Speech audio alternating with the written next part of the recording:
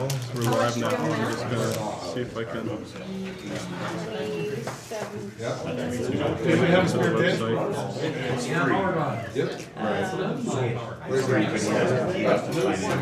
guys have the sponsor posters? Yes. You, Rob? Yeah, Rob. Okay, yeah, Kevin will get them right away. Okay. And he just didn't bring them in, but yeah, okay, I was wondering if you, can you Yeah. stay for a little bit? Yeah, absolutely, no problem. Perfect, that'd be great. And well, yeah, because I'm interested in the race school too. So are you guys talking about We'll that? be talking. Okay. Excellent, thanks, Rob.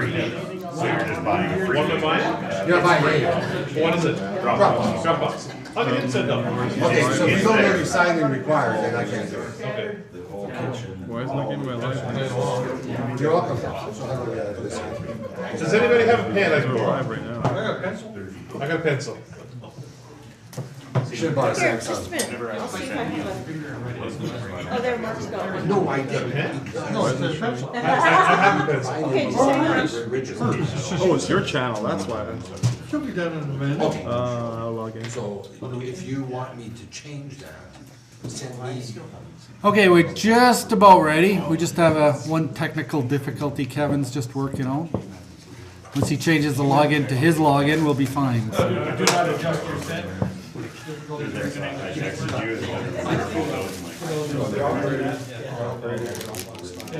Saturday. So I got more questions.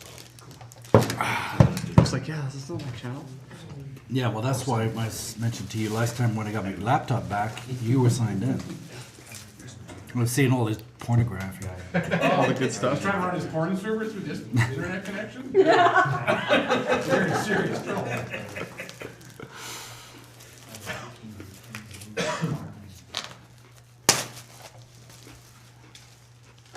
There.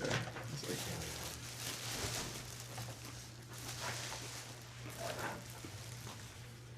The suspense is killing us. yeah, you can start now. Okay, we're ready. Feel so suspended. We're live. We're live on the internet again. So this is our third time running trying the live streaming. It's getting better and better. First time we learned a lot. The second time was pretty good, and the third time is going to be even better. So it's going very well, and actually I find it really easy to review and go back and review minutes. But we also have to be careful what we say now. So. Where's the bleep? But anyway, lots to talk about, lots to go over, and lots of suggestions, I hope, from the floor about ways we can improve not just our ice racing, but our upcoming summer racing season. So I'll just review what's happened since our last meeting. We've had a wonderful ice race track built out at Roy's Lake, courtesy of Colin and Ken Berg. The track is super fast, it's super smooth, and it's super hard. So not hard as in difficult to drive, but hard ice. So that's very good news. The club truck is performing well too, which is very good to know, because we had our concerns about the plow truck not making it through the season, but so far it's performed very well, and we hope it makes it through the whole season. There were some changes a little bit to the track done after some review, but they're all for the better, and I believe every change in the track layout as it sits right now is very safe and the best track we've had in a long time. Are we running the same direction? That's a good question. The ERC was out there this last weekend.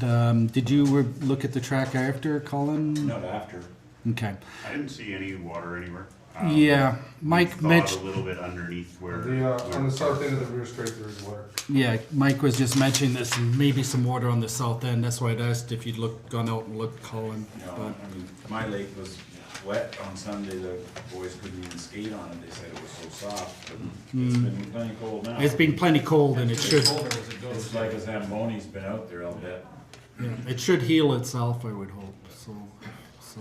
But I don't think we'll have it changed this week. We have one more event after this week, so we'll see how it goes.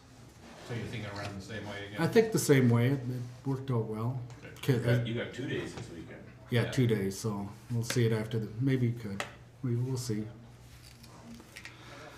After we had some excellent work building of the track, we had the ice race school. We had a lot of late registrations for the school, which was kind of good, but kind of bad too. We actually did sell out the ice race school. We had 30 students, which was our maximum capacity, and Barry was just about to pull my his hair out and my hair out for accepting so many students. But there was a lot of racers that came out right at the end who said, "Oh, I was planning on racing," and just like typical racers, they waited till the last minute to sign up. So I'd actually closed registration twice, and I had to reopen it to get the racers in. So that was the main reason I took them, was to because they were racers and just not interested in the winter driving school. Although we had some excellent group of people this year. We had a full cross section again of people who are very nervous nannies out there to lots of young people again this year. We had some experienced people who wanted to improve their skills, and then we had some people who were racers. So we had a full cross section of people. We held the classroom in this room. It was at capacity. It was fairly tight, but it can be done in this room. I was a little bit concerned that we wouldn't have enough room, but we had tables set up and we had the full complement.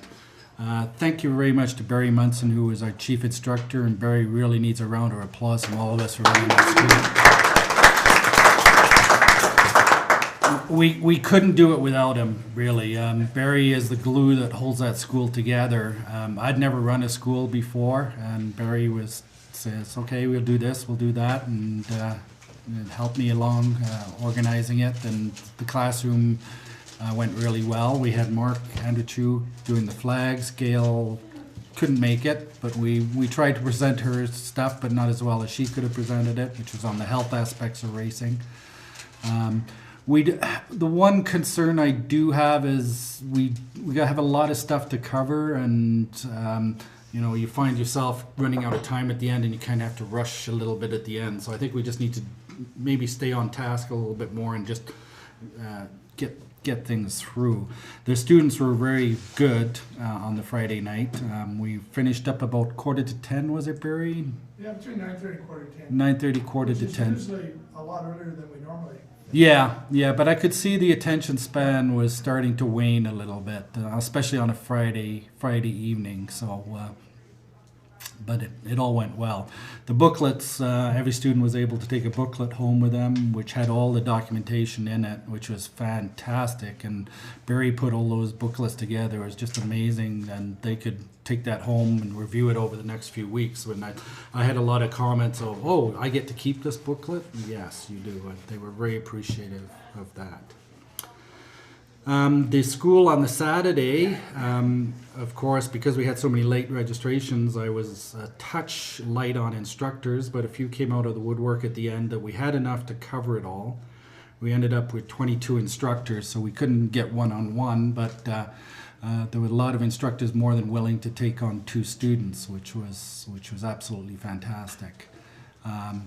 Great compliments from the students again about the instructors, and from a lot of the instructors, the quality of some of the driving skills of the students was amazing. The guy who bought the NSX out there, wow, he was a beautiful car and a great driver, because I don't know if I'd have the balls to take an NSX out on an ice race track. It was amazing, and to watch him drive was amazing.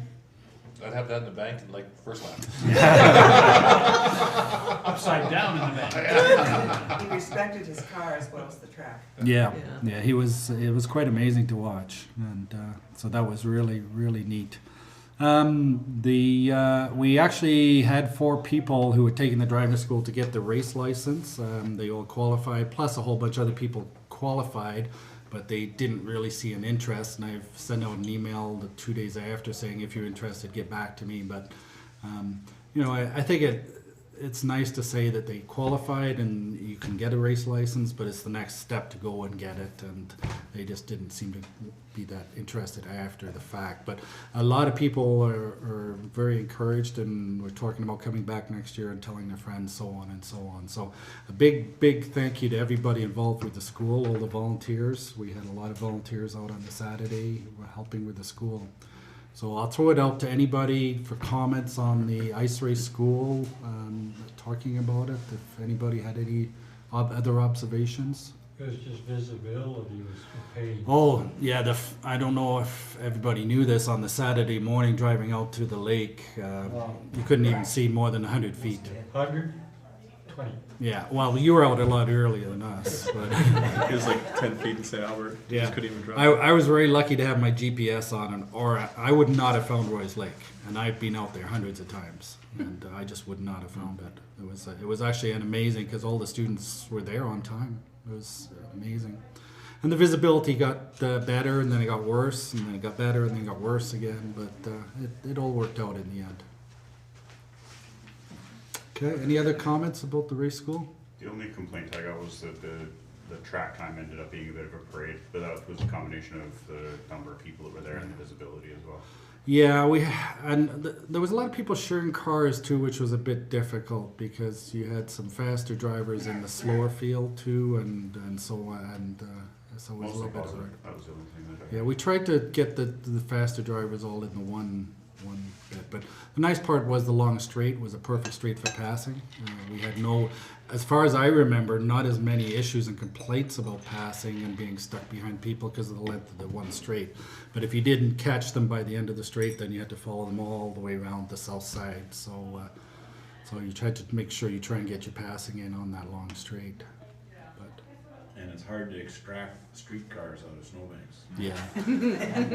That was the one disappointment for me, was the number of cars in the street in the banks. We saw a little bit of plastic damage, which was disappointing to see.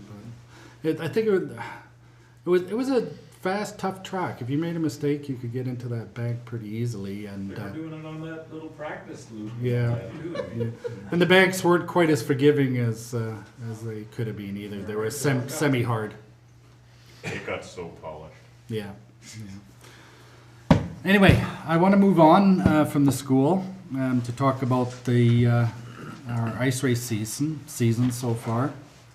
We had the one event on the Sunday, January 22nd, on that track. Car counts. We had essentially 20 cars split over about 26 drivers. And of course, many cars were entered into two classes, which was very encouraging because on the I was actually very surprised that all the Chevettes entered the Chevette Street Stud as well. I was quite shocked by that. I thought it would maybe only about half or three quarters, but they all took the plunge and entered both classes. It was great to see. The rubber cars and the Chevettes cooperated very nicely on the track. And of course, it was classic to see the Chevette start too with their standing starts. I think that's kind of neat and something very unique. The limited stud in the neon class was fairly well represented. It was about what we expected. We had one late entry with Ken Berg building some tires right at the end, which was a huge bonus. Ken built the tires very quickly from the hardware we'd purchased. So that was nice to see. And our rubber count is a little bit low. That's one concern I have. We need to keep the rubber guys happy and make sure they're we're trying to encourage people to keep in that rubber class, because right now it's dwindling a little bit even further than what we've seen in the last few years. So that's sort of the field as it laid out. The racing was very good given the visibility issues we had. There was times, especially second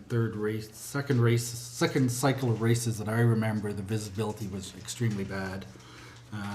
But everybody made it through. We didn't have any major incidents during the races. We had one major incident during the practice with the contact between Mr. Colin Schultz and Mr. Al Winkenmeyer. So your car's okay, is it right, Colin? The wake is still on. Oh, okay. Al's car has been fixed. He'll be back out, and I'm sure, Colin, you'll get yours fixed and be back out. It was I actually saw the incident, and it was just unfortunate the way it happened. And hopefully everybody will get their equipment back in order. The volunteers were amazing again. We had a full complement of volunteers out, and everything went off surprisingly well. It was basically my maiden race event, and I was just surprised and shocked how everybody came together and helped me out. And there was so much that I thought I might have to do, and I was pleasantly surprised I found somebody who'd already done it. And I thank Gail and Uwe and a lot of John Kershaw and Brian and Mark and Linda and all the volunteers. You guys know what you have to do. You guys just go do it for me, and it makes my life so simple. It was basically, here you go at the beginning of the day, and then I collect the pieces at the end of the day, and I've got everything together. It was amazing. It was a fantastic experience, and thank you very much to everybody. I'll cut off there and let anybody else talk about the ice race first weekend before I go on. So if anybody's got any questions, Gail. I'd like to remind all the competitors that it is your responsibility to ensure that every one of your spectators and anybody who is crewing for you who does not have a license must come and sign the waiver. Bring them with you when you register. Yeah. Because it's a real pain. Yeah, it's something we've got to remind ourselves, because as when we get our license, we of course sign the annual waiver, but we got to remember anybody who comes to that lake, whether it's with us or after, needs to sign that waiver. The waiver is always there, in and around the trailer, or somebody's got it, but we need to make sure everybody's signed it. Thank you, Gail. That was a good reminder. Is there a sign if someone drives in? No. Because have there's armbands, public, right? there's public that shows up. Yeah, we haven't worried about the cars way at the east end of the track until they come into the paddock area. So we don't worry about them right now. But we don't have a sign. But there were spectators that showed up in the paddock area. Yes, there were. I saw them. Yeah, across and they the need track and they went, need to "Have you sign got the waiver. It's a sign probably isn't a bad idea. Yeah. Yes, John.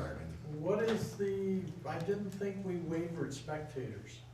I thought it was crew and. No, it should be everybody. Everybody. It should be Because everybody. officially there are no spectators, right? Yeah. It's not a spectator event, so. Yeah, it's very hard to differentiate between a crew and a spectator when they're standing side by side, right? So they always meant to mingle. So I think it's just safe to say that everybody needs to sign the waiver. Yes. Since the ASN waiver is a general waiver, couldn't everybody just, not everybody, but if you guys just print them off and have them in your pits, sign them up and hand them in? Yeah, that's a good way. We have lots of. I always have some in my truck, right, so. Yeah. We always have lots on hand. Well, it's two lines, date and the name of the event. Don't forget to do that, but that's acceptable. Yeah, no, that would be perfectly fine. I've got to jump in here on the race weekend per se. The stewards viewed the number of incidents and particular cars going too fast and racing each other in too close proximity to the rescue vehicle. And the stewards will view that with even more disfavor at the upcoming weekend. So if these guys go home, all of us go home. So don't do it. Yeah, there was a fair amount of penalties issued.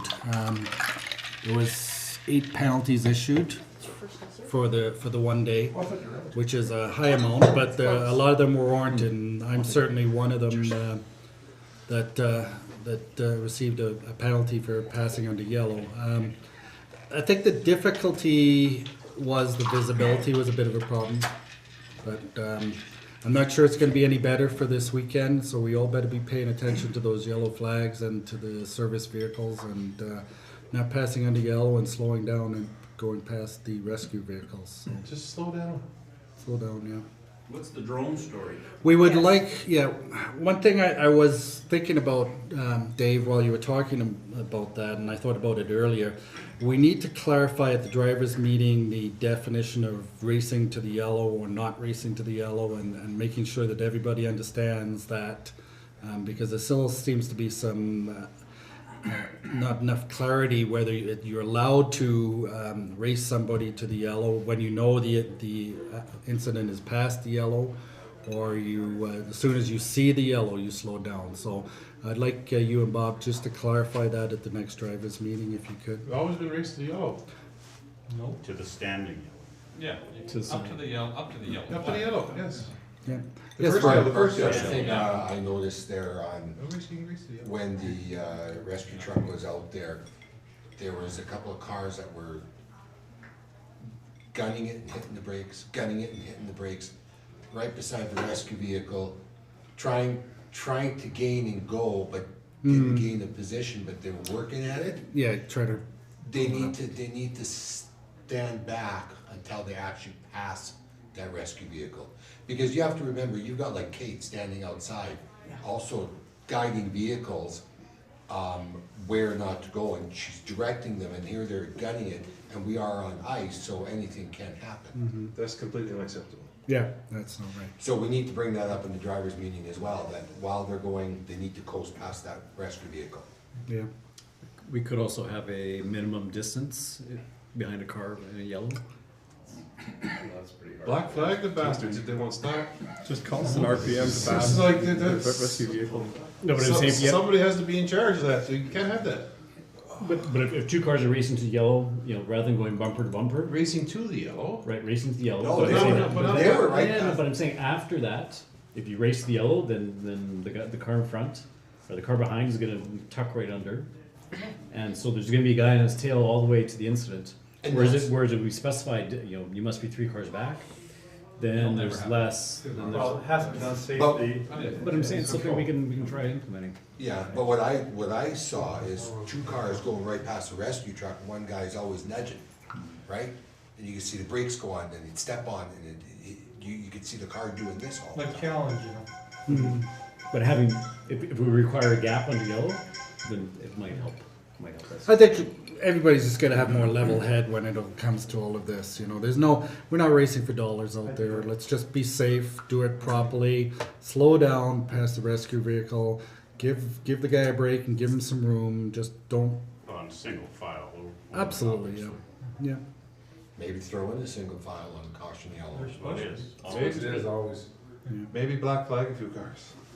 If they're side by side, That's the option as Stuart I But prefer, how do you know which is one's to the do the black black flag? flag, because then if they're it's side by side, they unfortunate. haven't Sometimes you sorted it get it wrong, but sometimes, most often, you Yep. get it right. And I'm a big proponent. If the steward sees something, bring him in, black flag, and there's no argument. You just take your medicine and just move on. And we've done that actually, so. Yeah, Mike. If you brake check somebody, that's worthy of a black flag, and if you pile drive somebody to the back end because you brake checked you, that's worthy of a black flag, so. You know, if you guys are getting together under a yellow flag, we should just pull them both in. Yeah. You guys are just clearly being idiots. Absolutely. Where's Staples? We need to have him in this conversation. Okay. No comment. Any more? Let's try and move on. But Gail, was it relevant or? It's Colin's question about the drones. Oh, okay. We are no longer insured by ASN the minute there's a drone at the track. No, it's not Being quite used. that. Hold on, hang on a second. Gail, that's not quite correct. I know this circumstance very well because I wrote the policy. We are not covered for aviation accidents. A drone is an aircraft. If a drone crashes into somebody, we are not insured for the drone. So the drone can't be part of the event, period. Nobody can show up with their drone and fly it around. Now, there's nothing we can do if somebody comes from across the field and starts flying a drone around, other than try and get rid of it. But in that circumstance, we should probably just shut the event off until a drone flies away. 20 meters from the paddock. But it's not right to say that we're not insured if a drone shows up. I've got my aviation drone license, so I can speak to this. I can fly my drone absolutely anywhere. I don't need to ask permission to do it when you're on when you're on Crown land. So that whole area there is Crown land. Sorry, guys. Now, hang on a second. Hang on a second. No, the lake is not. The lake is is national, Crown. buddy. The lake is Crown land. And Always so, correct. if I'm standing on a county road and I fly my drone out across the lake, there is nothing that anybody can do to stop that. Now, if I'm standing in the paddock, That's what Dave said. If you're Right. standing in the Yeah. paddock, you Right. can't do that. but, I mean, to stop an event, because there's a drone, like every single event there is now, there's 5 drones out, so. No, I don't like them. They're disorienting. I've seen them driving and I saw that drone flying, and I just found it off-putting. It was 20 feet behind the starter. Yeah. Anyway, can we have something added to our sub-regs to make people aware? Shotguns? I'll bring one. How many points do you get? Yeah, like, Spray paint the snow, no drones. yeah, we're gonna have to address it, but I think that the answer for now is just no drones at the events. Do you think we should get like an entrance sign? We can put the no drones, the police sign the waiver, like just get a new one made up? I can't see why Sure. we shouldn't be able to do that. We can get one. That'd be We can a get good one. You guys wait till you get the local bitch, there's gonna be like 20 of them flying around. Yeah, Mike? Nothing you can do. The ASN regulation says they have to be operated 20 meters from the paddock area or 50 meters from the competition area, unless the operator carries a $5 million liability policy that has the club and the sanctioning listed as insured bodies, and then it's allowed to be there, and they do provide fantastic footage. So I would not say no drones, but there's a procedure. They need to present you with that insurance certificate. It has to be there. You have to be named as the NASCC, the WCMA, and ASN-FIA. Yeah. All need to be named, and it needs to not be for commercial use except for promotion. of And, the and I club. hear you on that, Mike, because I believe that we could get some excellent Oh, footage, it's fantastic footage. but the club would organize that and would ensure that. So all I'm just saying is No, we the can't club have doesn't insure. we can't have everybody coming out there with a drone and Correct. playing around without us authorizing it No, and I making get sure. And so that's why I'm saying Shut no it down. drones. The other thing is at Castro Raceway, you can never have a drone. It's too close to the airport. Yeah. 9 kilometers from Yeah. your drone. So anyway, Actually, that notification. counts, because there's a small airport just east or west of the. Yeah, it's not within 9 kilometers. It's not close Yes, enough. it is. Sure it is. It's on Oh, the 67. Parkland? Parkland No, they There's a private airsprayed, spread. Oh, that's Convention not as well. considered an aerodrome, that you can't fly a drone out of. You're talking, international airport is one size, and there's little ones, yeah, there's a whole bunch of regulations to it, I'm not gonna get into tonight, but. Yeah, well, let's move on. Okay, we talked about drones, we understand the issues. No drones allowed right now until, unless we want them. Okay, anything else about the ice race number 1 before I move on? Maybe during the drivers' meeting or during the event we can discuss this, but I shared the maybe some concerns with the start of the rubber races and visibility. Yeah.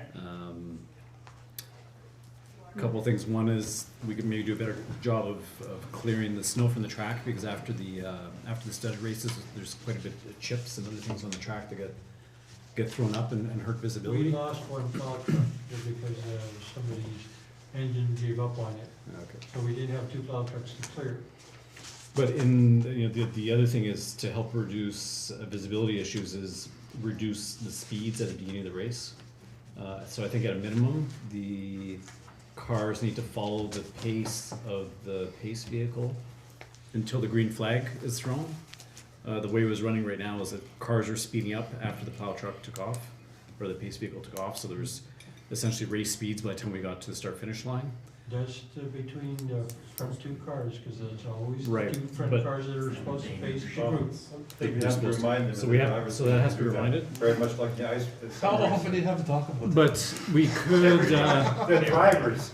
we could discuss doing standing starts like the Chevettes. No. Because speeds are lower in turn 1, and we can consider throwing the green flag at turn 1 as opposed to the start finish line to help reduce Because the somebody speeds. doesn't get off the line, their car stalls, and then he gets clobbered at 100 miles an hour from the guy in the back, Yeah. that's why. Yeah. That starts going Speeds are that slow. fast. But there's 3 rubber cars. John, you have something relevant on this? Can we ask a steward or an observer to be close to that corner coming onto the straight? And if they're accelerating and paced out, they give a no start signal and go around again? That'll cause an accident. Okay? If the visibility is And poor, just address it in the driver's meeting, everybody there- will follow it. Yeah, There was a, like Just a no speed limit acceleration off the for last corner, once the pace double start yellow, leaves. like at like It's pretty 75. Until or something. starts throwing. Yeah, 3 till the green flag. 80 kilometer an hour. Hold down. yeah, I think we Until will, it's dropped green. we will be discussing a lot of things at drivers' a red meeting, reference. quite in detail. There's a lot of little things that came up out of the race one, like all the penalties, the speeding by the truck, a few other things. I think those will all be addressed at the drivers' meeting. And on that subject, the schedule is being heavily revised for the next race weekend, which is coming up. I will send it out via email tomorrow. I've got just about everybody approved. It's gone to the stewards for their review. Some highlights of the schedule changes. Before we used to have rubber studded two practice sessions. We've done away with that. We've cut it down to 1 30-minute open session. So the idea of that is not everybody wants to use their practice time, but there's a lot of people who do need to use more than their practice time. So it's going to be an open practice session. If you want to go out there for 1 or 2 laps or for the full 30 minutes or change drivers, it's up to you to do it. We have to be very conscious though during that practice session about the speed differential on the track. We're going to have studded cars out there with rubber cars and Chevette cars. So you're not doing full flying laps. You're going out there being very cautious, watching out for other people, but learning the track at the same time, and also then doing any shakedowns you have to do on your car. So that's the one big change. The second big change is I've moved 1 cycle up, so there's 1 cycle before lunchtime now. So there'll be a full race cycle before lunchtime. One of the reasons for doing this was to give the Chevette drivers a bit more of a break. They were basically running 2 races back to back with a slightly longer break in between, but it wasn't enough. So this way it gives them more of a break, gets 1 cycle in before lunchtime. So, but the big thing about that is we need to have our drivers meeting right after practice before the first race. Okay, so everybody be aware the drivers meeting will be at 11 a.m. in the morning. Pushes our lunch back a little bit. I think our lunch starts at 12:30 and goes to 1:30. I've cut out 1 full cycle of races for the Chevettes because I thought I had a little bit of feedback that because everybody's running the 2 classes, there was 9 races for those guys. It was maybe just a little bit too much. I think we'll burn out drivers and cars too quickly if we keep on doing that. So I've cut.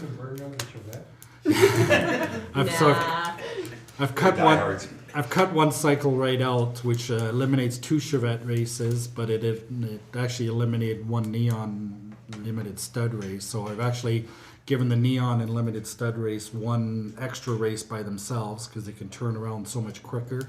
And it would be between a Chevette race, which accommodates Chevettes, so they get more time to turn their vehicles around. So the way it works out is there will be 1 mixed race at the end of the day. So the way it works out is there's 7 races for the Chevettes, 5 for the neon limited studs, and 4 for the rubber guys. Now I'll need some feedback from the rubber guys if they're happy with the 4 races or they would like to see more, because in future events we can certainly cut back on one of the neon races and give the rubber guys another race. So we're just trying to balance it out for everybody a little bit, so everybody kind of gets a little more ice time by class. So that's what we're going That's with. 4 races on the weekend for rubber? No, per day. Per day. Per day. Then that's- Yeah, so there'll be 5 races for limited stud and 4 for rubber per day. So we tried to balance it out a little bit to make it a little bit fairer. But I believe the Chevettes, they're getting a lot of time still. But so they should. There's lots of cars out there. So we're going to try that for this Saturday and Sunday. We'll see how it goes on Saturday. We can always adjust it for Sunday. Okay? Is there any questions on the schedule? I think Mark had a... No, you okay? Just want to reiterate that we're bringing out a studded and rubber car. Yeah. We'll need time to change drivers Yeah. and tires in between, and historically that's made up a bulk of the racing.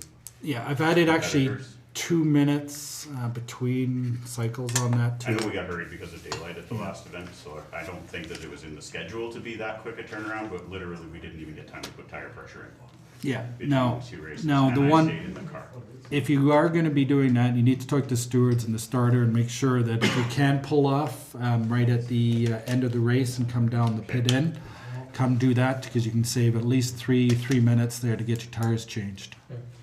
Yeah, we hadn't discussed that, and there was no way I was turning backwards to pit entry. Yeah, Could I also add to that is try to park for your quick access to the pit lane to get out.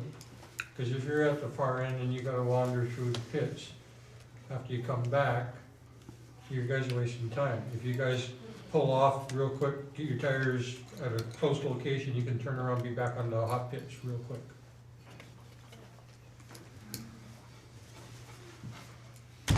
okay, anything else about the schedule or?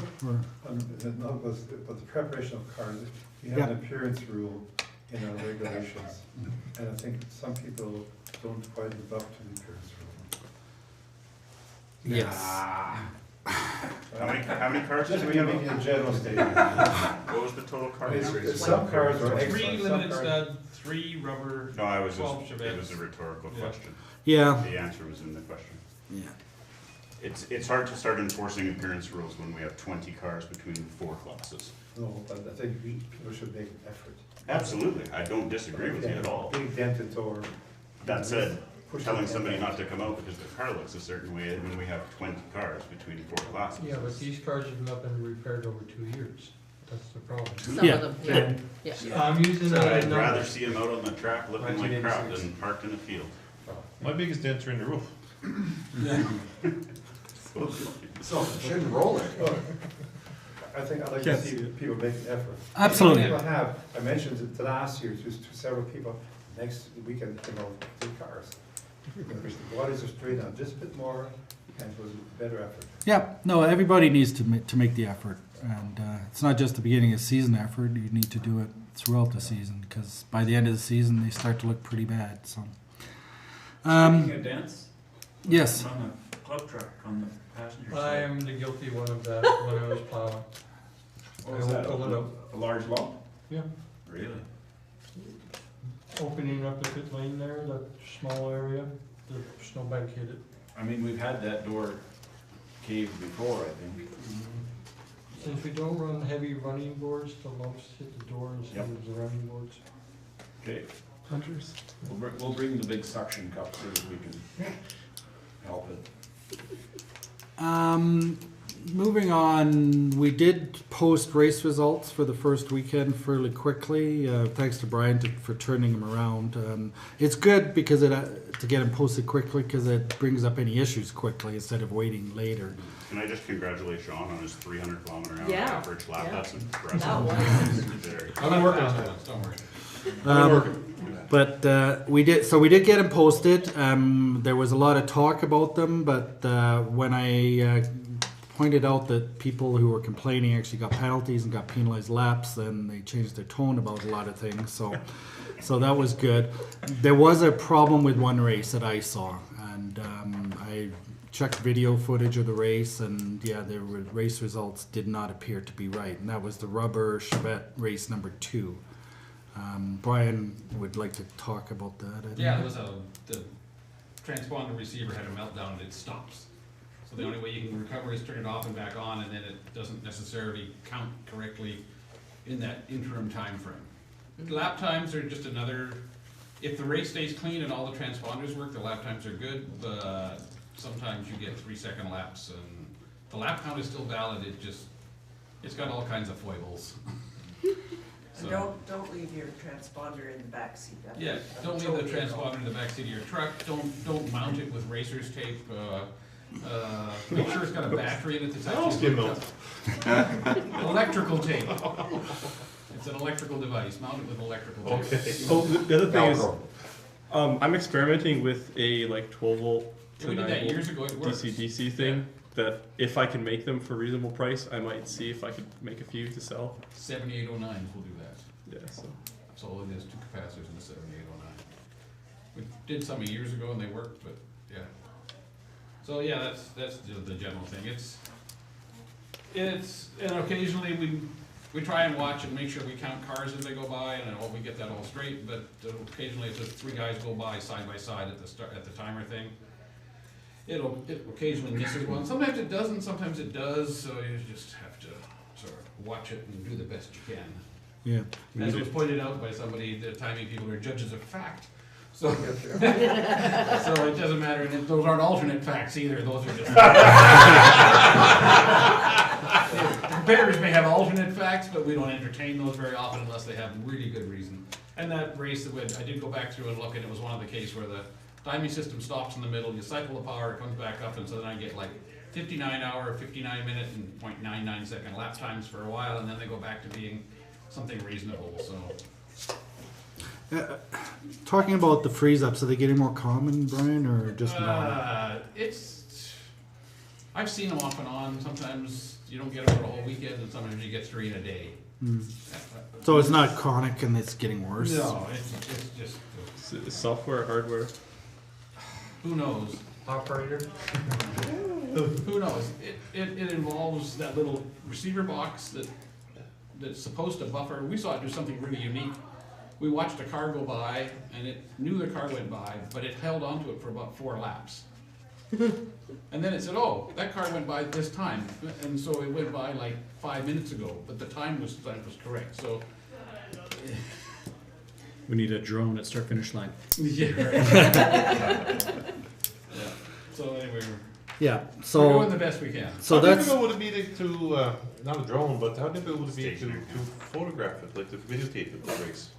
well, that's what a lot of people are cluing into, and that's, a lot of people said they'll be running the cameras more, because that's where I really noticed that race results was screwed up by watching the in-car video Yeah. of a But competitor, as an so. organizer, how difficult would it be to? No, it's not hard though. You mount a GoPro outside the thing and it runs Yeah. all day. Would it run? Can you record enough data? Yeah. Yeah. Is there a way to have Especially like if you wanted to just time time lapse. up on like No, that's not so easy to do, but yeah. Is that something you want to think about? set it up? But the other thing is you gotta watch for is that, you know, a lot of times guys forget when they go in the bank that they lose a couple of laps, Yeah. right? And they disappear for a long time and then they Yeah. show back up and, yeah, it's. I But mean, even a low res half-second time lapse you could go back and review. I could put one of those small cameras I brought over here and just have it there recording to something in there. yeah, I'm just wondering if it's a benefit or not. That's all. Yeah, it'd It would pretty be. it good. might be. It would be, yeah. Yes, Mike? Being that it's 2017 and, you know, technology has evolved, the motorcycle / ATV guys, even for the non-bum, have got a new system out. I'll get the name of it for next meeting, but everybody's got a little magnetic transceiver inside their vehicle that they supply because they're cheap. And he said GPS tabs on every single vehicle on the track. Yeah, yeah. And it's much more accurate. Kind of like camera? No, it's a GPS transceiver on the roof of the So car. you mean revamp the whole timing system? Yeah. Yeah. Because the system is really cheap, Sean, like cheaper than trying to rebuild ours, and it works like. Yeah, no, I can see, that's why my question Yeah. to Brian was, like, we're probably gonna have to do something in the next few years, and things have changed. and Yeah, if- find out what it is, Mike. What's the Oh, well, I'll have it for the next meeting. I'll actually get it to the board right away. Yeah, okay. Yeah, because we, you know, that system is getting really old. I was actually shocked when they said they're not renting them, they're just gonna give them to us for the race, they're that cheap, so. Oh, okay. On a good note, we did sell 3 transponders for $100. We're very, That's right, yeah. I sold one too. yeah, so it was good. We still got about 30 left, but we still getting money An for hourglass on my dash. it. So anyway, Not a hula girl. What do you do? All the same grades? so results will be changed for that race 2. Plus, I just have to tell Brian about some name changes for teams and for drivers and a couple of cars. And then there's, as far as I'm concerned, results for race 1 are finalized. Then we can start calculating points. I just had one question on the mixed race at the end of the day. Yep. I hadn't heard up until race day that was gonna be for points. Having entered a car in limited stud and rubber, that really affects our points collecting for the season as we miss a race with one or the other classes. It was on the schedule, so Yeah. we should have made a point No, of it. I saw but- that it was on the schedule on race Yeah. day, but I didn't see that ahead of time. Yeah, Um, So Which is be fine, aware. That's me just not knowing that, but I just Yeah. wanna know how does that work for cars that wanna be classed in rubber and limited stud You have to declare which Yeah. one you're running. and miss a race. Yep, Yeah, Yeah, you can't run one car in two races. It's a one race though. yeah. yeah. You can't run one car in two classes. So you're not classing the Chevette and the Chevette studded together, you're giving them opposite races, right? Yeah, no, so last race in the mixed race, the Chevettes collected points. This weekend, the Chevette Street Studs will collect points in that mixed race, so they'll be running a Chevette Street Stud. So you just declare whether you want your car to be running limited stud and running the appropriate tires, or you're running rubber and running the appropriate tires Right. for that But you race. get a 0 for the other Yeah. Yep, class. unfortunately, yeah, Yeah. you can't do anything about that. Yeah, they can with that. That's the same with the Chevettes, they're not collecting It Chevette really points. hurts the weekend score though. Like, But then bring two cars. Bring two cars. You can't run two, You got a lot get for one sale. car and two You can't cars. run a rubber car and a studded car. You just can't do it, it's impossible. no, I You know. can talk about it as much as you like, but it's It's the impossible to very do. first time we've ever run a mixed race Yeah. for points, points, so yeah. it's a conversation that I think we need to have, because many cars in the past have run both of those classes.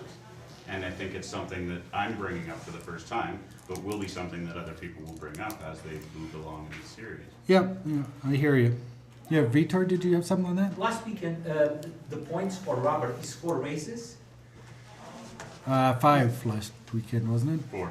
4? Four. 4? Plus mix. Three rubber. 3 plus the mixed, yeah. The mixing counts 4 points. Absolutely. Oh, For your class, yeah. okay. Yep.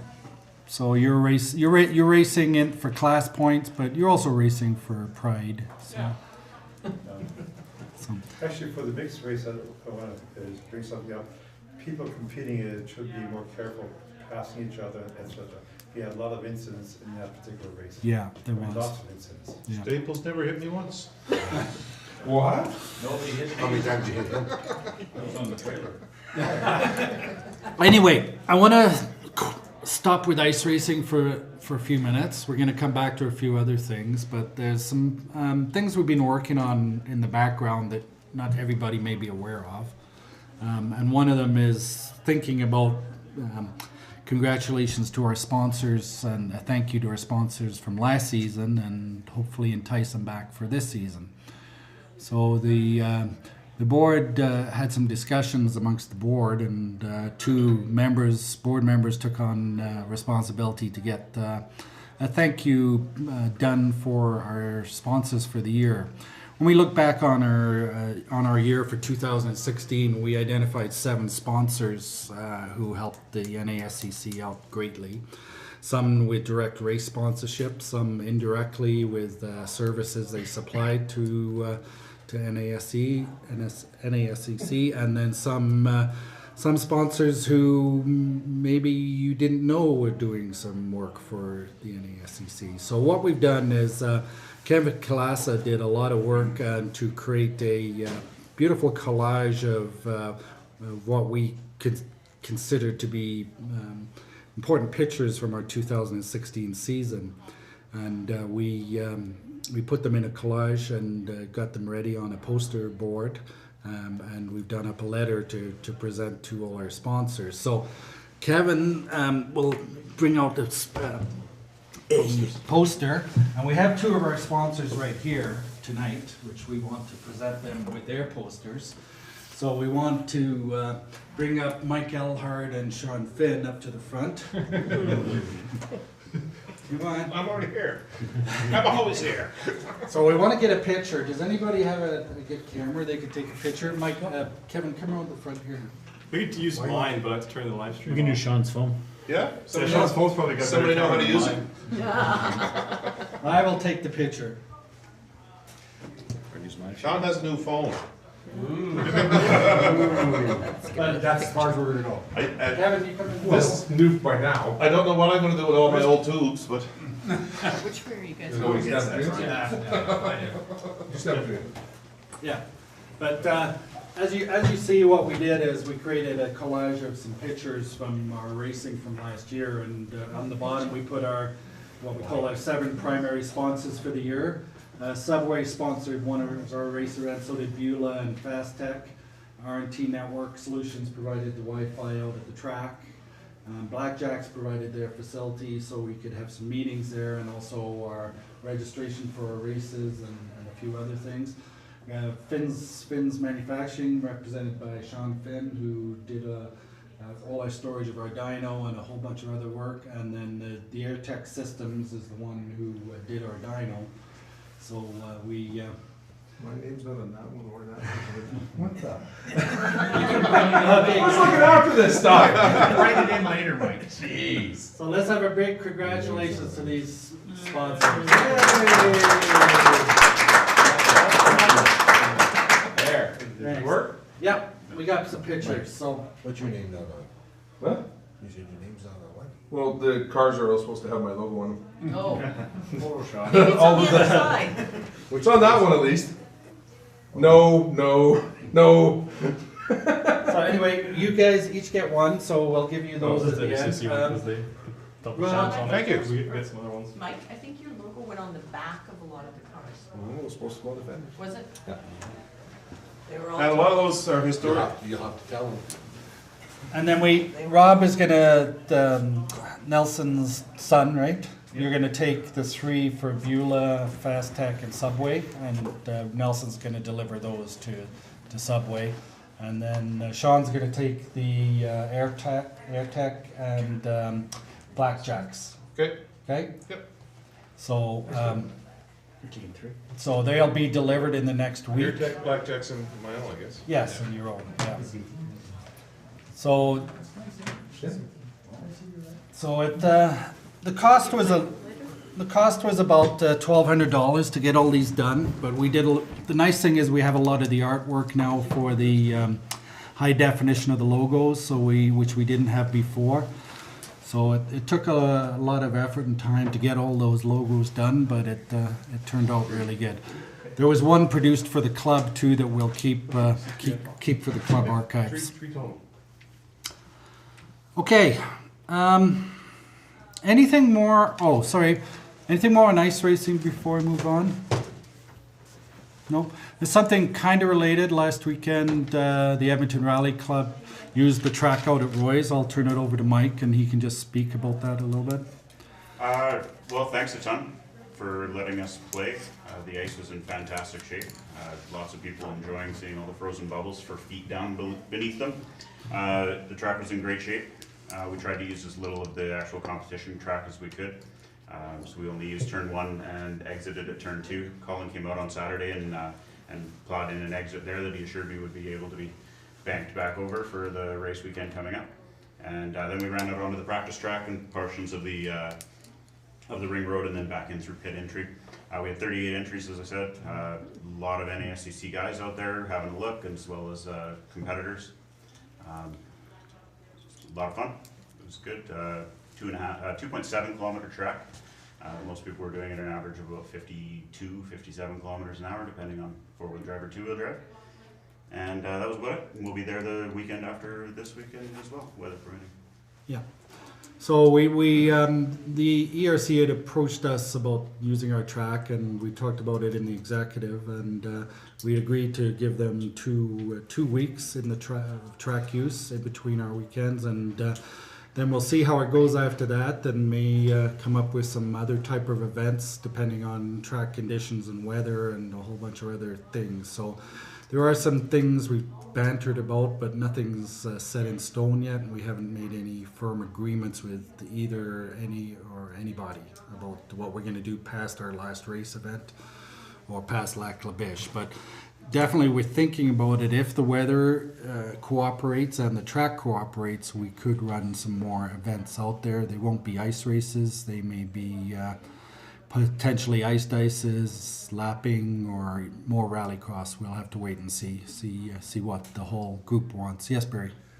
Is the club looking at this as a money-making proposition, or is it just being good citizens and... With the ERC, we do make some money off it.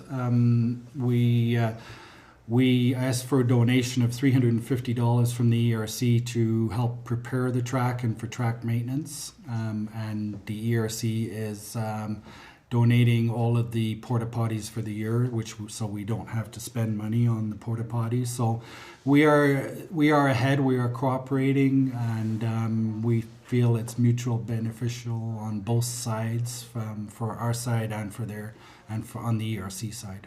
I think you're right, because anything we can do to further participation, we're looking at a graduated thing here, and I wasn't suggesting that we Yeah. need to charge people, I was just asking a question. Yeah, we do it to cover our costs. We're not making a pile of money. We want the ERC to make the majority of the money. We just like a little bit in return, so we can cover our costs and fuel and stuff like that. And, Doors for the plow truck.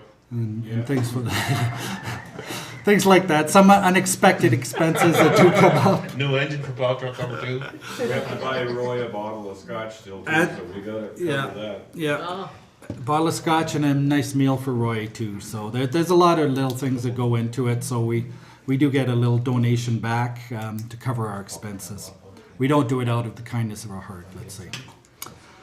Okay, anything more on ice racing before I start talking about summer stuff, warm stuff? Warm stuff? Because it's getting closer. Okay, we're going to move on. Barry wanted to bring up a subject about summer and all of that good stuff. So I guess I'll start this off by asking, anybody here go to the hill climbing Kelowna? How many people who go to that would like the opportunity to drive for an hour and race for a day on Area 27 for a cost of $100? Who easy now? I only have 2 hands. I'll skip the hill climb. I'm sure you want to climb for another day of grass. To make a long story short, I've been in discussions with a guy in Kelowna who is one of the members of Area 27. And the setup we've got up right now, he would like me to find out how many people are interested. And he will facilitate that. The only issue is that anybody can go there as long as they're sponsored by a member. And he will look after all of that depending on how many people that we would like to go. So all I need to do, I'm not asking for commitments or anything like that, I'm just looking for interest. And if it's okay with this organization or the people, I will pursue that to see what we can set up. I think if this was posted on our Facebook webpage, it'd be no trouble to get several hundred people who are interested in going. well, that's the big thing. You don't want you want to just keep it very It's on a one day specifically close around the hill climb. Right now, we were discussing either having it on the Monday or the Tuesday. Okay. I mean, keep them close together. It's only an hour drive, guys. So Yeah. I didn't see the day being. the Monday makes sense. So because Monday's a holiday, we said, okay, and we can get people out of there by 4 o'clock or whatever, so they can get at least halfway home or however, wherever they want to go. It's a wonderful place. It's incredible. It's an hour and 45 I've minutes. never driven it, but I've been had a tour. I live there. The suggestion was received very warmly. Okay, I will continue to pursue it and I will update, and anybody can just drop me an email or whatever, to let me know if you're interested. On that note, it's the 60th anniversary hill climb as well this year. Wow. Okay, So so it's they've May, opened May registration already. Registration is open and they've been pushing it on their Facebook page. Also the 60th anniversary of the Northern Alberta Sports Car Club. Yes, I thought it was Yeah. too. Yeah. Oh. I did the 50th thing, I'm not doing the 60th, so. Swag, we need swag. Yeah, it's the 60th this year. I still have my cup and my shirt. Or is it next year? Yeah, It's this year. it was a shirt. This year, I believe. Okay, 57. 57. 57. Okay. Cup for sure. It says 50 years. Now you say Yeah, we that. had those, at the Indy race and the 50th anniversary Yes. thing that I did, yeah. Right. Remember that? That was good. Yep. Yeah, I ain't doing That's it my again. good. Yeah, My the toothbrushes. 40th and the So next 50th. edition. I think the- Indy race at the hangar. Yeah, we had a dinner at the hangar. Yeah, yeah. Yeah. And lots of Oh, people that's came. right, Yeah. yes. I still got all the slides and all the We other should crap. at least have a dinner. Okay, Colin, it's yours. Thank you, Colin. If we need a committee, I'll help. I think we should see Clarence on that one. Yep. Yeah. Yeah, I think that might be a good, I don't know, I was thinking sometime during the summer would be a good idea, and I just want to remind people that it's the 60th, we don't let it slip away with nothing. Yeah, no, we gotta How do many of us have something. been members for 60 years? Bob? Not you. Everybody's gone in the summer, maybe in the fall. I've been 49 years, 49. I haven't made 58, I think. No, I started in 68. But I actually did have that email from the first president of the NASCC. I emailed him back and I sent him some information. He wanted my phone number and I gave him my cell phone number. But I told him limit, because this guy could run the power out of my, if it was freshly charged, my cell phone would be right down to nothing by the time. So I told him about what time limits, and I was in a meeting, it wasn't gonna be on, if I was driving, it wouldn't be on. Yeah. I haven't heard back from him, but I forgot that, yes, he was here for our 40th. He came out for the 40th. Yeah. And What was his this name baby again? in the back, Ken Finnegan. Ken Finnegan. Oh, good name. Chinese. I still have all the pictures that we did in the slideshow and all the crap that we did for the 50th. So if people have pictures from the last 10 years and we want to do a slideshow, I can just add them to that stuff. If something is being done this summer, and somebody comes up with a date in that as early as possible, like it would be up to some of us have been in the club a while to send out feelers to those that we know, Yeah. and they may, because there was people showed up at the 40th that, you know, well, I heard from so-and-so who heard from so-and-so who heard from so-and-so. Good Yeah. idea. I Good think idea. something should be done, yes. Yes, we gotta do something this year, yeah. Yeah. How many people did we have 10 years ago for that dinner? Oh, God, I don't know. About A lot. Yeah. It was 100. big. What's the number? 200? Yeah, around 200 someplace. Yeah. Yeah. Mike? What, weekend are we talking about forming the cup? Oh, Formula Cup? Yeah. I'll talk about that in a minute. Well, no, it's just that might be a really nice event to tag it all in together. Yeah. And then have a dinner on Friday or something. That's a good idea. Okay, I'll keep that in mind. Just to reiterate what Brian's talking about Knox Mountain, this year they've done a lot better job of promoting Knox Mountain. So if you're interested at all, I would recommend you get your registration in Have you earlier. Not yet. Not either, I got But- filled in, but never sent. But I believe they've done a fantastic job, and I think they'll have a lot of entries this year. So you better be earlier with your registration this year. Some of the reason for that is that they're trying to make sure that it's still viable, and when the entry count is low, they have a tough time for the amount of work that they do for essentially a 2-day event. And they have difficulties every year, of course, with the city council and everybody else wanting to close the road entirely. So if they can show better support, I think they feel that it's more better for the future of the event. as Helps well. with sponsors. Yeah. Yeah. So, I want to talk about summer racing now. We have the 4 events that everybody knows at Castrol. I've also been looking at the dates and how they compare with Gimli's dates. We have 2 conflicting race dates with Gimli, which is unfortunate. So there's only 2 dates that we could travel to Gimli, but we should be looking at promoting those. But I was more thinking about how do we promote our race events. And I've been having some discussions with Roger from the Northwest Formula Continental Club. They are going and they've committed to coming to our August race event here in Edmonton fully as a schedule, one of their race events scheduled. So then that got me thinking a little bit. How can we boost that as far as getting it out into the headlines and attracting more people? So then I started thinking about, well, why don't we classify or call that race weekend the Formula Festival? So where we focus on the Formula open wheel cars and try and get them coming from different areas to our race and making it just like other clubs do vintage club races on a certain weekend, we would do a Formula race.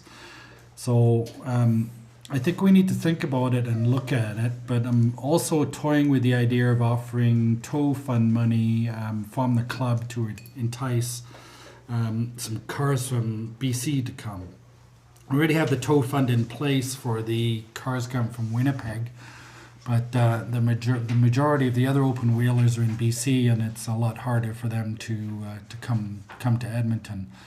I haven't compared it versus their schedule yet, but the August weekend looks like we're going to have a full complement of open wheel Formula cars here. So I think we should really make a big deal out of that and How try. many And, cars is a full complement? it'll be about 8, I think, right now. And if we can grow on that and get up to 12, 14, I think it would be just amazing. Yeah. So that's going to be one of my focuses on the next little while. But then again, me starting to think, like, why aren't we doing this for our other race events? You know, why don't we have a vintage weekend? Why don't we have this and have that? You know, other clubs are doing it and seem to be doing it quite well.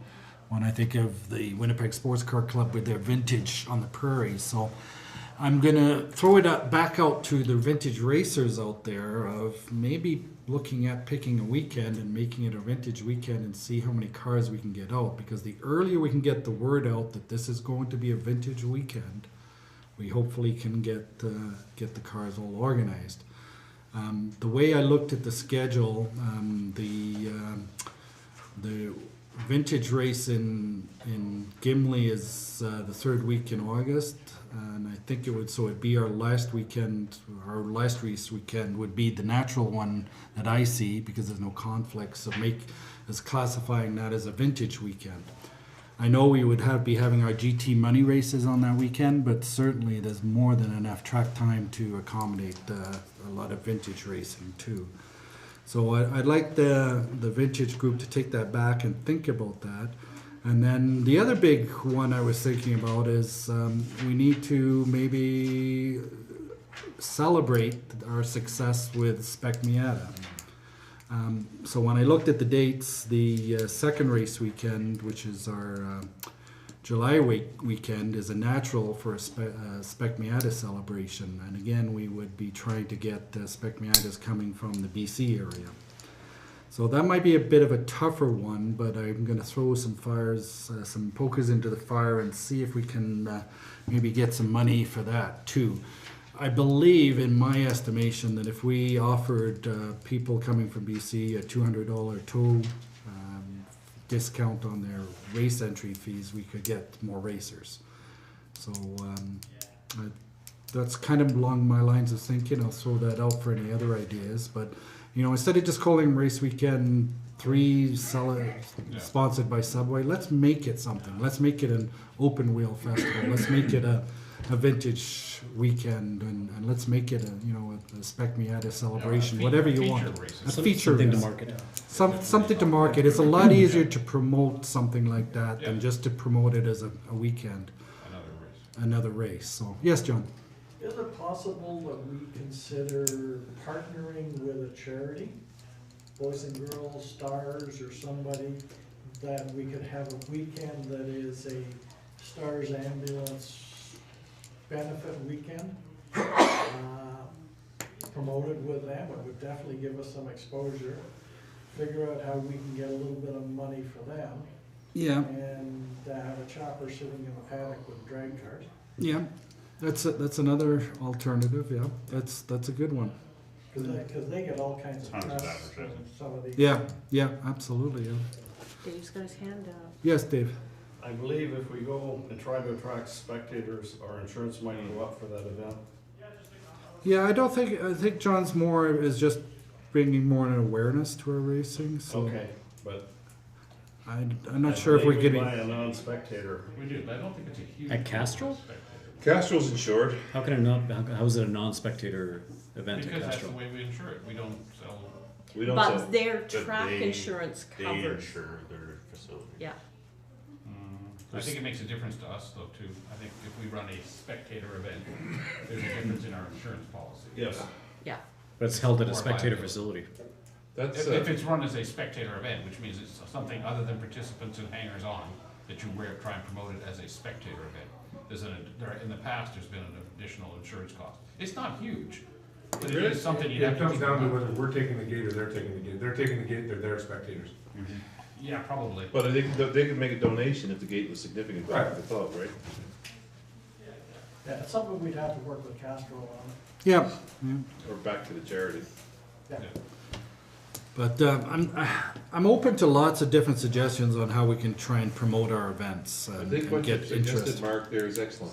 Excellent idea of making a feature weekend for the Miatas, or the open cars, old blue cars, or the antiques. I think it's a fantastic idea.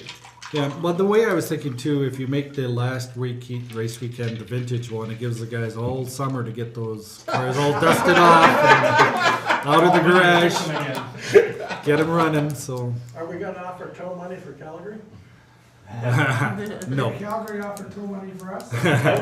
We'll give them twice as much as they gave us. I will be clarifying with the WCMA what their tow fund does include, and I'm not sure. Provincial lines. Yeah, but I want to clarify that before that. But I definitely know it doesn't cover people come from BC. So if we did do something, I think we'd have to do it as a club for drivers cars coming from BC. Yes, Mike. I think one of the best ways to get other cars here is just to have board members from this club reach out to those other clubs, because if they can advertise within their own clubs, those are the people that are racing if Yeah. they plan to come. There's tons of cars in the northwestern states, and you're looking at, between 7 and 14 hours type of tows away. Yeah, and the way I was thinking about it too is Castrol is still not a lot of people know about Castrol track. Right. And it's actually amazing. I was reading some of the posts. The guy said even running the Formula Continentals, he didn't even know there was a track at Castrol. And I'm thinking, wow, it's a great track, and now's the time to try and promote it and promote our races to try and get some interest from out of province coming too. We had to build internally, of course, but out of province is a way to do it too. If you're looking to partner with Blackjacks, again, they have their first annual Classic Car Show and Shine on the 6th of May. And That's then, our school. Yeah, Pardon me? it's school. That's our school. Okay, then that doesn't do much for you, but every Monday night from July until September, they have a classic car meet and greet that they haven't had before on their Monday nights in their parking lots. If you wanted to partner with them as far as towards the vintage weekend, Yeah. you might get some interest there. Is this sort of their version of cars and beer rather than cars and coffee? Kind of, I guess. They have bike nights on Wednesdays or Thursdays, I think, and then there's classic car meet and greets on the Mondays. They do a ton of stuff as far as sponsorship for and facilitation for charities as well. Like they have their Boys and Girls Night and a bunch of other stuff, so that might work into your charity idea there. Yeah. Talking about the race school, the competition school, we call it, the competition license school. That's the official title of it. Registrations, we have 10 already, which is quite encouraging. So we're already a 6th sold out. It is open to instructors too, to get to sign up and get your names in there to be instructors.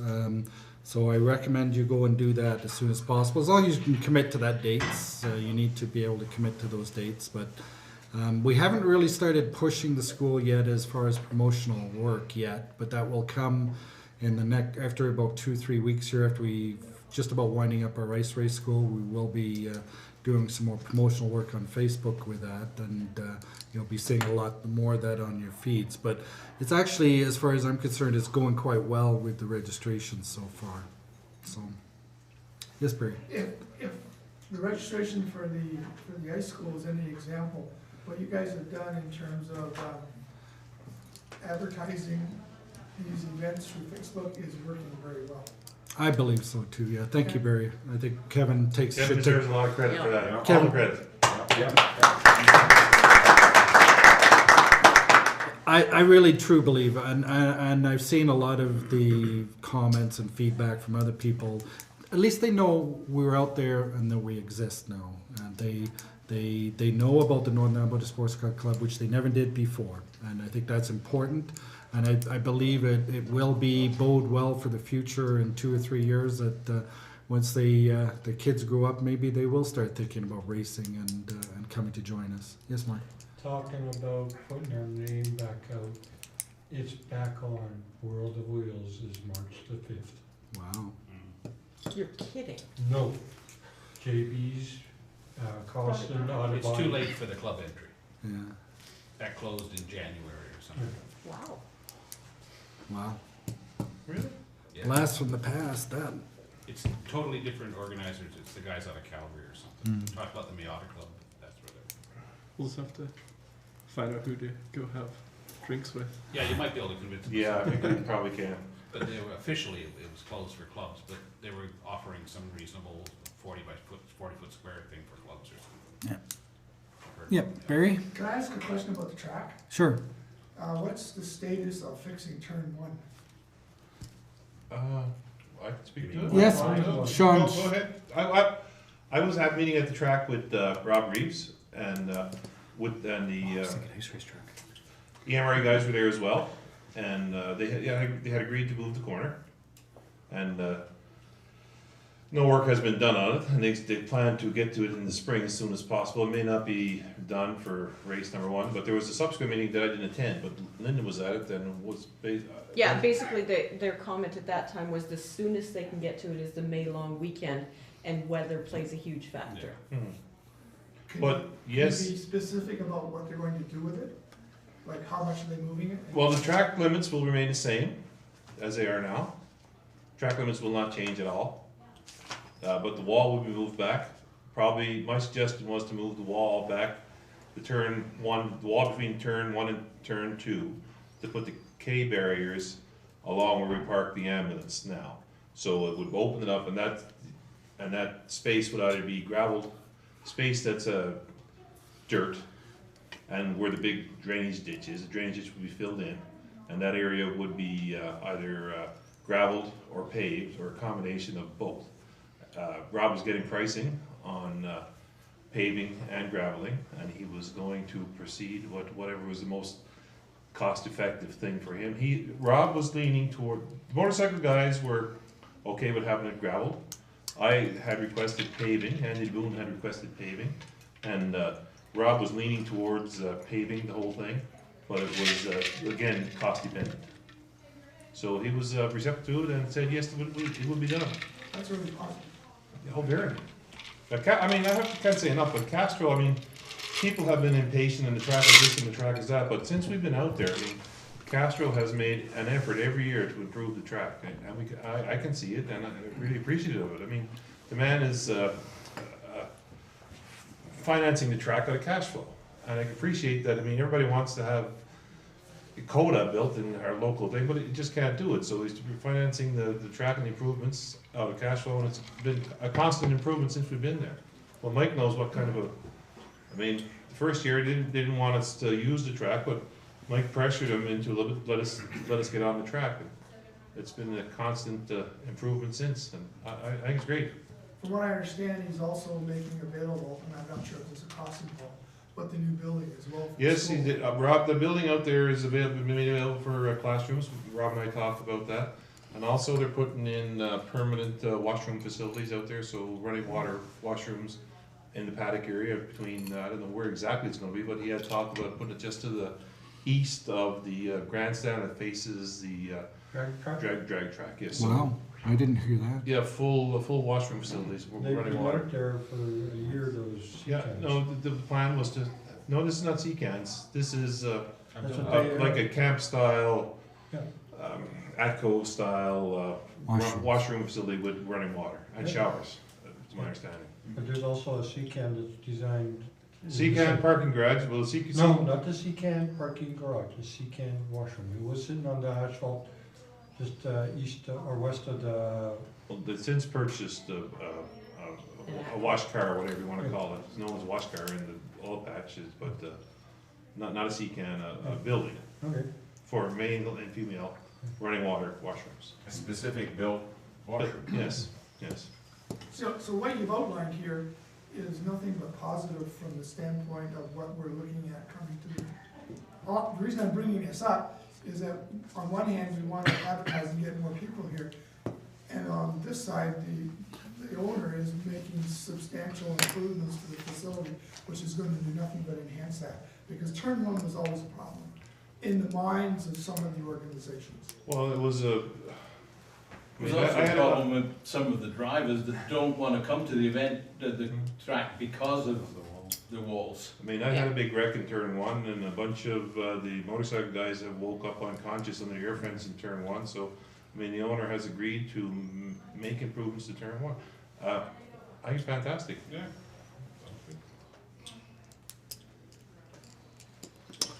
Okay, anything else, Rob? Sorry, a couple quick questions about Sure. the school, pretty elementary, probably on the website, but, do we have to pay up front when we register? No, the way it works is you just register your name and all your information, your car, and you have to register a credit card, but the card is not charged until about 3 or 4 days before the event.